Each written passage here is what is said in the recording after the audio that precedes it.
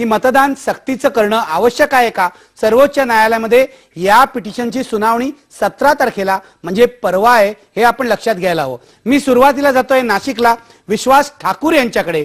विश्वास ठाकूर यांनी ही याचिका का केली हे मला त्यांना विचारायचं आहे। त्यांची भूमिका त्यांनी स्पष्ट करायला हवी। विश्वास ठाकूर, काय म्हणणं आहे तुमचं? माझं म्हणणं याच्यातलं असं आहे की आपण जर मागच्या 3 लोकसभेच्या निवडणुका जर बघितल्या तर आपल्याला असं लक्षात येईल की सातत्याने मतदानाचं प्रमाण हे घटत आहे।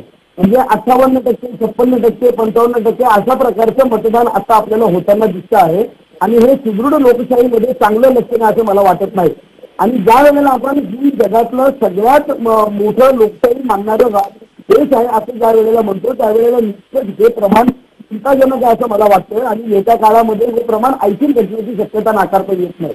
आणि म्हणून ह्या केवळ मतदानाचा कायदा व्हावा आणि जास्तीत जास्त मतदान करून चांगल्या प्रकारची लोक संसदेत जावे या हेतूने ही याचिका आम्ही दाखल केलेली आहे।